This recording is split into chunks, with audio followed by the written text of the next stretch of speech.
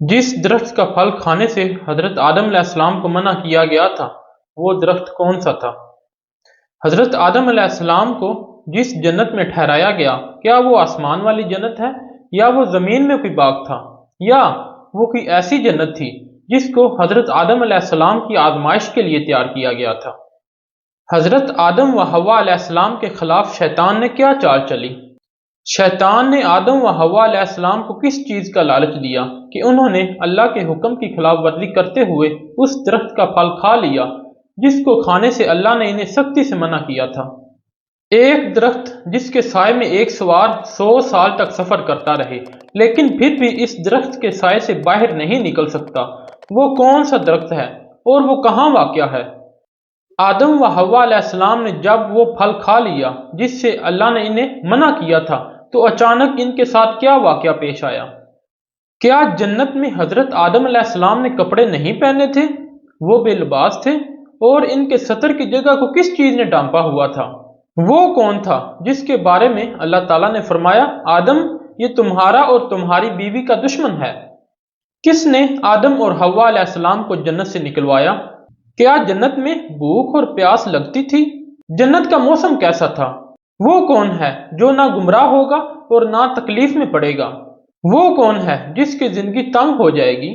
وہ کون ہے جس کو قیامت کے دن اندھا کر کے اٹھایا جائے گا اور وہ کہے گا اے میرے پروردگار تو نے مجھے اندھا کر کے کیوں اٹھایا؟ تو اس کے جواب میں اللہ اسے کیا کہے گا؟ آدم علیہ السلام جنت میں کتنا عرصہ رہے؟ کس دن آدم علیہ السلام کو پیدا کیا گیا؟ کس دن آدم علیہ السلام کو جنت میں داخل کیا گیا؟ کس دن حضرت آدم علیہ السلام کو جنت سے نکالا گیا اور کس دن قیامت قائم ہوگی؟ حضرت آدم اور حوا علیہ السلام کو جنت سے زمین پر کس مقام پر اتارا گیا اور ابلیس اور سانپ کو کہاں اتارا گیا؟ جب اللہ تعالیٰ نے آدم علیہ السلام کو جنت سے زمین پر اتارا تو اللہ تعالیٰ نے آدم علیہ السلام کو کیا کیا چیزیں بنانا سکھائی تھیں؟ اور جب اللہ تعالیٰ نے آدم علیہ السلام کو جنت سے زمین پر اتارا تو ان کو جنت سے کون کون سی چیزیں دے کر بھیجا تھا؟ جنت کے پھلوں میں اور زمین کے پھلوں میں کیا فرق ہے؟ زمین کی وہ کون سی چیز ہے جو جنت کی چیزوں میں سے ہے؟ آدم علیہ السلام نے زمین پر سب سے پہلے کون سا کھانا کھایا؟ حضرت جبرائیل علیہ السلام آدم علیہ السلام کے پاس وہ کون سی چیز لے کے آئے کہ جس کو دیکھ کر آدم علیہ السلام نے فرمایا یہ کیا ہے؟ حضرت آدم علیہ السلام کو جب زمین پر اتارا گیا تو ان کو کتنی مشقت کے بعد کھانے کے لیے کچھ ملا، اور جو ملا وہ کیا تھا؟ جنت کس طرح کی جگہ ہے؟ جب اللہ تعالیٰ نے آدم علیہ السلام کو زمین پر اتارا تو ان کو کس طرح کی زندگی دی گئی؟ ان سب سوالوں کے جواب انشاءاللہ آپ کو اسی ویڈیو میں ملیں گے۔ اور ہم نے آدم سے کہا تم اور تمہاری بیوی بحشت میں رہو اور جہاں سے چاہو اور جو چاہو نوش جان کرو، مگر اس درخت کے پاس نہ جانا ورنہ گناہ گار ہو جاؤ گے۔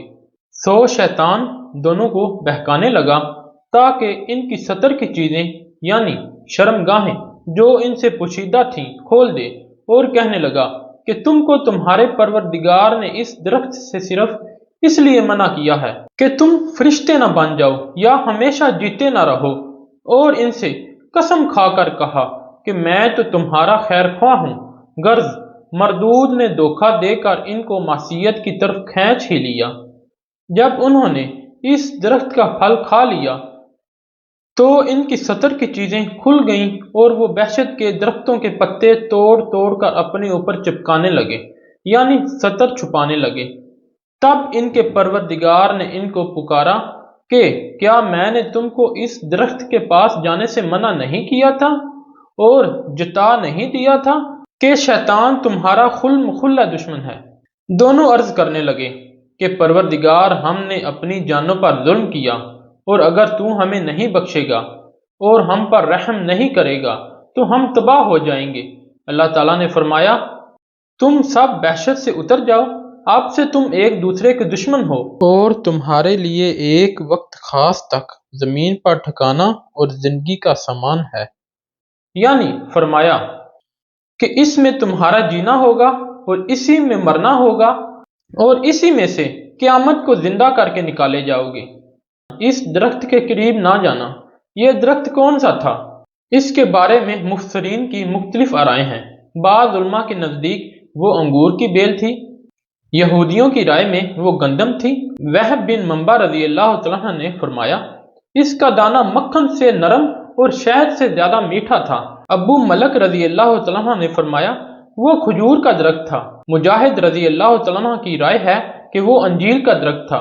ابو العالیہ رضی اللہ تعالیٰ عنہ نے فرمایا یہ کوئی ایسا درخت تھا کہ اس کے کھانے سے قضائے حاجت کی ضرورت پیش آتی تھی، اور جنت کی زمین پر قضائے حاجت مناسب نہیں۔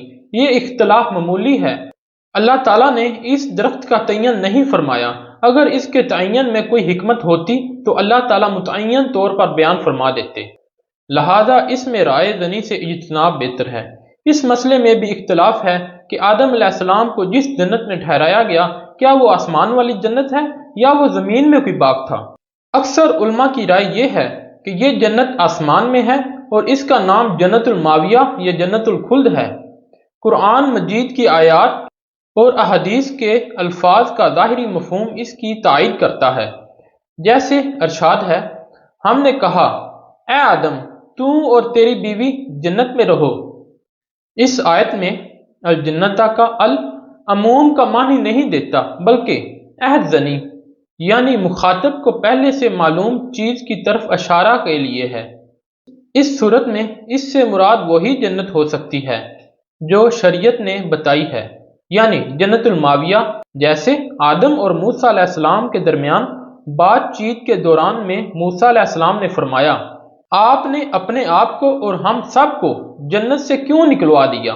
ایک دوسری حدیث میں رسول صلی اللہ علیہ وآلہ وسلم نے فرمایا اللہ تعالیٰ لوگوں کو جمع فرمائے گا، جب جنت مومنوں کے قریب لائی جائے گی تو وہ اٹھ کھڑے ہوں گے، وہ آدم علیہ السلام کی خدمت میں حاضر ہو کر عرض کریں گے ابا جان ہمارے لیے جنت کا دروازہ کھول دیجئے۔ وہ فرمائیں گے کہ تمہیں جنت سے تمہارے والد کی غلطی ہی نے نکلوایا تھا۔ اس حدیث میں بظاہر ایک قوی دلیل موجود ہے کہ وہ جنت الماویہ ہی تھی جس سے آدم علیہ السلام کو نکالا گیا، تاہم اس استدلال پر تنقید کی گنجائش موجود ہے۔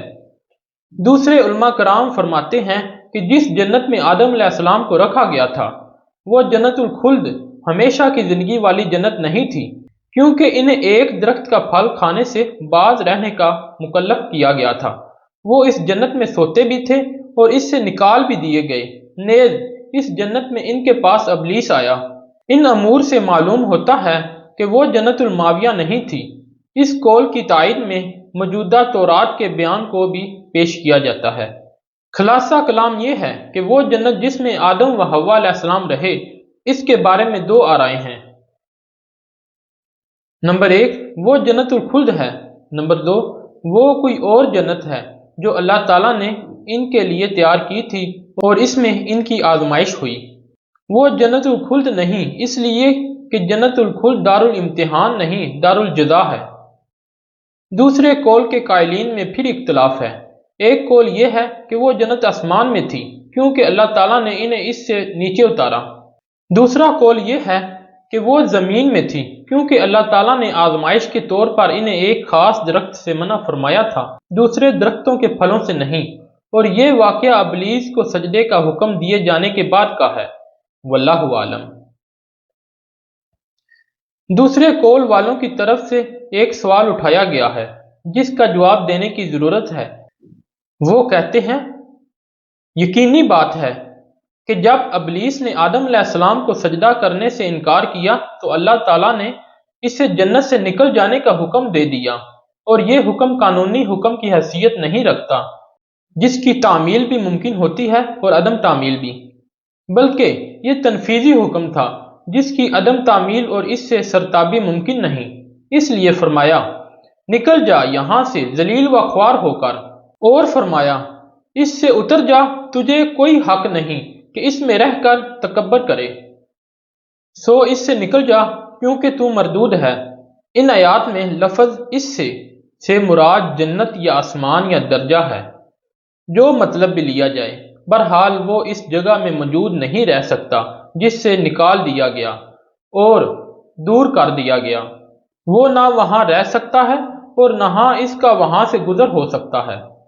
وہ یہ بھی کہتے ہیں کہ قرآن مجید کی آیات کا ظاہری مفہوم یہ ہے کہ ابلیس نے آدم علیہ السلام کے دل میں وسوسہ ڈالا اور انہیں مخاطب کر کے کہا، بھلا میں تم کو ایسا درخت بتاؤں جو ہمیشہ کی زندگی کا ثمر دے اور ایسی بادشاہت کہ کبھی زائل نہ ہو؟ اور کہا، تم کو تمہارے پروردگار نے اس درخت سے صرف اس لیے منع کیا ہے کہ تم فرشتے نہ بن جاؤ یا ہمیشہ جیتے نہ رہو، اور ان سے قسم کھا کر کہا کہ میں تو تمہارا خیر خواہ ہوں۔ غرض مردود نے دھوکہ دے کر ان کو معصیت کی طرف کھینچ ہی لیا۔ ان آیات سے معلوم ہوتا ہے کہ وہ ان کی جنت میں ان کے ساتھ موجود تھا۔ اس کا جواب یہ دیا گیا ہے کہ عین ممکن ہے وہ جنت میں سے گزرتے ہوئے ان سے ملا ہو، اس لیے ضروری نہیں کہ وہ بھی جنت میں ٹھہرا ہو، اور یہ بھی ہو سکتا ہے کہ اس نے جنت کے دروازے پر کھڑے ہو کر یا آسمان کے نیچے سے آدم و حوا علیہ السلام کے دل میں یہ وسوسہ ڈالا ہو۔ واللہ عالم۔ اب ہم بات کرتے ہیں کہ آدم اور حوا علیہ السلام کے خلاف شیطان نے کیا چال چلی۔ شیطان نے آدم علیہ السلام سے دشمنی کا عملی مظاہرہ کرتے ہوئے انہیں جنت سے نکلوا دیا، نہایت مکر سے انہیں گمراہ کیا اور اپنے رب کی نافرمانی پر آمادہ کیا، جس کی سزا میں آدم علیہ السلام کو جنت سے اور اس کی نعمتوں سے محروم اور دکھوں کی جگہ زمین میں آباد ہونا پڑا۔ اللہ تعالیٰ نے فرمایا، شیطان نے انہیں اس سے بہکا دیا، یعنی جنت سے، پھر انہیں اس سے نکال دیا جس میں وہ تھے، یعنی نعمت، راحت اور ثروت سے نکال کر محنت، مشقت اور مصیبت والی دنیا میں پہنچا دیا۔ وہ اس طرح کے اس نے ان کے دلوں میں وسوسہ ڈالا اور ان کے اچھا ہونے کا احساس دلایا، جیسے کہ اللہ تعالیٰ کا ارشاد ہے۔ تو شیطان دونوں کو بہکانے لگا تاکہ ان کی سطر کی چیزیں جو ان سے پوشیدہ تھیں کھول دے، اور کہنے لگا کہ تم کو تمہارے پروردگار نے اس درخت سے صرف اس لیے منع کیا ہے کہ تم فرشتے نہ بن جاؤ یا ہمیشہ جیتے نہ رہو، اور انہیں یقین دلانے کے لیے قسمیں کھائیں، جیسا کہ ارشاد باری تعالیٰ ہے۔ اس نے انہیں قسم کھا کر کہا، میں یقیناً تمہارا خیر خواہ ہوں۔ ایک اور آیت میں ارشاد ہے، تو شیطان نے ان کے دل میں وسوسہ ڈالا اور کہا کہ آدم، بھلا میں تم کو ایسا درخت بتاؤں جو ہمیشہ کی زندگی کا ثمر دے اور ایسی بادشاہت کہ کبھی زائل نہ ہو۔ یہ جو اس نے کہا، میں آپ کو ایسا درخت بتاؤں گا جس کو کھانے کے نتیجے میں آپ ان موجودہ نعمتوں میں ہمیشہ رہنے کے مستحق ہو جائیں گے، اور آپ کو ایسی حکومت حاصل ہو جائے گی جو کبھی تباہ ہوگی نہ ختم ہوگی۔ یہ بات محض دھوکے، فریب اور جھوٹ پر مبنی تھی۔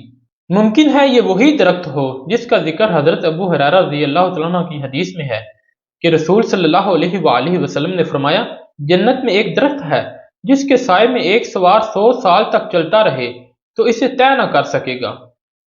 فرمان الہی ہے۔ پس مردود نے دھوکہ دے کر ان کو معصیت کی طرف کھینچ ہی لیا۔ جب انہوں نے اس درخت کے پھل کو کھا لیا تو ان کے سطر کی چیزیں کھل گئیں اور وہ وحشت کے درختوں کے پتے توڑ توڑ کر اپنے اوپر چپکانے لگے اور سطر چھپانے لگے۔ اس کی بابت مزید فرمایا، سو دونوں نے اس درخت کا پھل کھا لیا تو ان پر ان کی شرم گاہیں ظاہر ہو گئیں اور وہ اپنے بدنوں پر وحشت کے پتے چپکانے لگے۔ اس ممنوع درخت کا پھل حضرت آدم علیہ السلام سے پہلے حوا علیہ السلام نے کھایا اور انہیں بھی اس کے کھانے کی ترغیب دی۔ واللہ عالم۔ ممکن ہے صحیح بخاری کی اس حدیث میں اسی طرف اشارہ ہو۔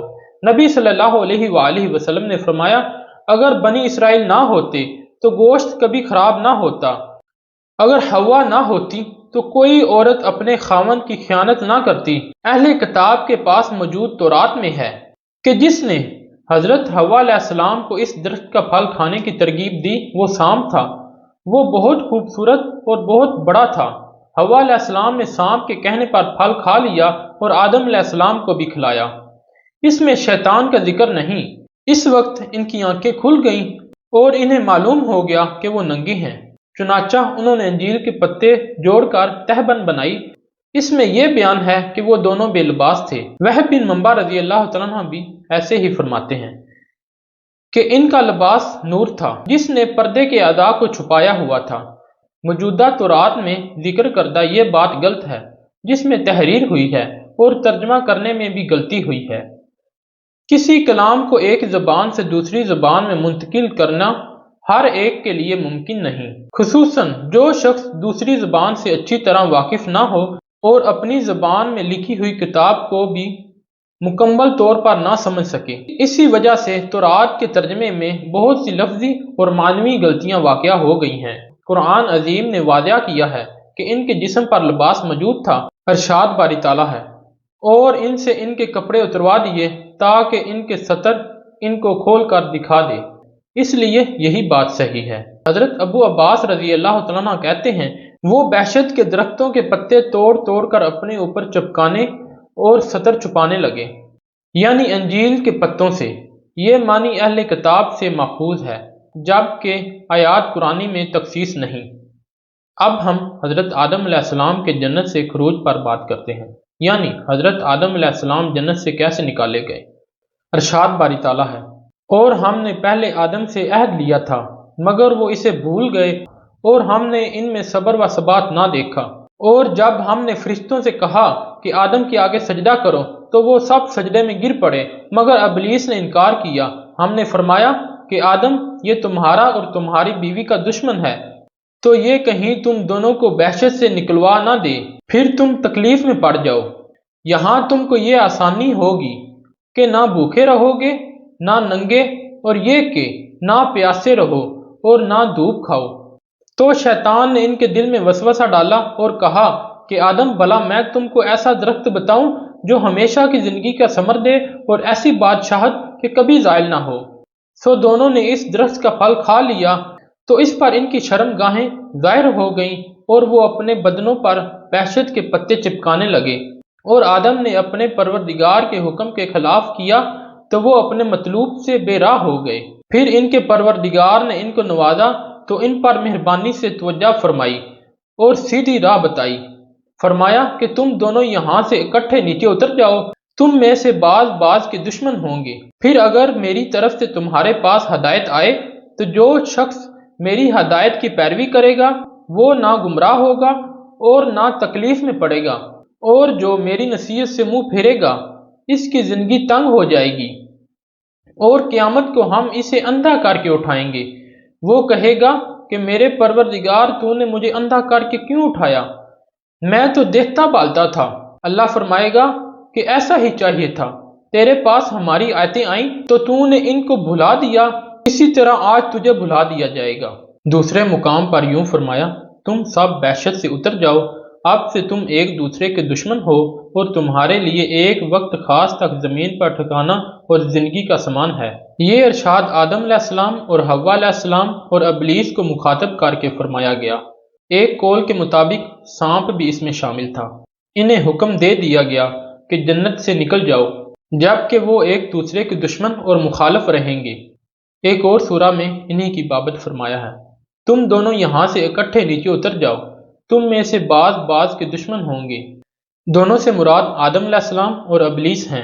حوا علیہ السلام آدم علیہ السلام کے تابع ہو کر اور سانپ شیطان کے تابع ہو کر اس حکم کے مخاطب ہیں۔ علماء کرام کا اس مسئلے میں بھی اختلاف ہے کہ آدم علیہ السلام جنت میں کتنا عرصہ رہے۔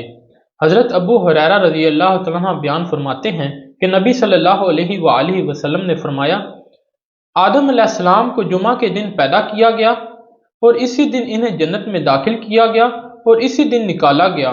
اگر مذکورہ بالا حدیث کا یہ مطلب لیا جائے کہ جس دن ان کو پیدا کیا گیا اسی دن انہیں نکالا گیا، اور یہ سمجھا جائے کہ جنت کے ایک دن سے مراد موجودہ دنوں جیسی مدت ہے، تو نتیجہ یہ ہوگا کہ وہ دنیا کے دن جیسے ایک دن کا کچھ حصہ ٹھہرے۔ لیکن یہ رائے محل نظر ہے۔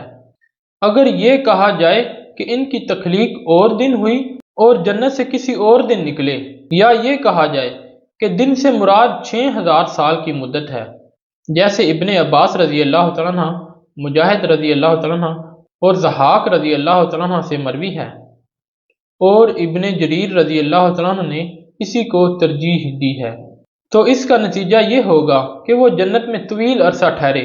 حضرت ابن عباس رضی اللہ تعالیٰ عنہ سے مروی ہے کہ آدم علیہ السلام کو مکہ مکرمہ اور طائف کے درمیان دھنا نامی مقام پر اتارا گیا۔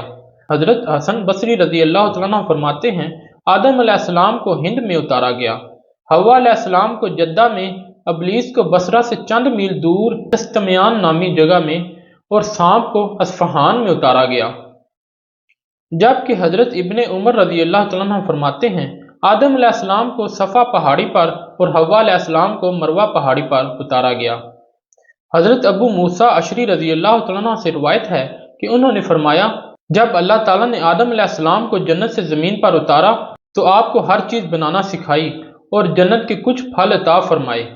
تمہارے یہ زمینی پھل جنت کے پھلوں میں سے ہیں، فرق یہ ہے کہ ان میں تبدیلی آتی ہے، خراب ہو جاتے ہیں، اور ان میں تبدیلی نہیں آتی۔ حضرت عبداللہ بن عباس رضی اللہ تعالیٰ عنہ سے روایت ہے کہ آدم علیہ السلام نے زمین پر سب سے پہلے جو کھانا کھایا وہ یہ تھا کہ جبرائیل علیہ السلام ان کے پاس گندم کے 7 دانے لائے۔ آدم علیہ السلام نے فرمایا، یہ کیا ہے؟ جبرائیل علیہ السلام نے فرمایا، یہ اس درخت کا پھل ہے جس سے آپ کو منع کیا گیا تھا اور آپ نے کھا لیا۔ انہوں نے فرمایا، میں اس کا کیا کروں؟ فرمایا، اسے زمین میں بو دیجئے۔ انہوں نے بو دیے۔ ان میں سے ہر ایک دانے کا وزن موجودہ دور کے 1,00,000 دانوں سے زیادہ تھا۔ وہ اگ آئے، وقت آنے پر انہیں کاٹا، گاہا، جس سے دانے نکل آئے، پھر انہیں پیسا اور گوندا، پھر اس آٹے کی روٹی پکائی، پھر کھائی۔ اس طرح انہیں بہت محنت اور مشقت کے بعد کھانا ملا۔ اس آیت مبارکہ میں اسی کی طرف اشارہ ہے۔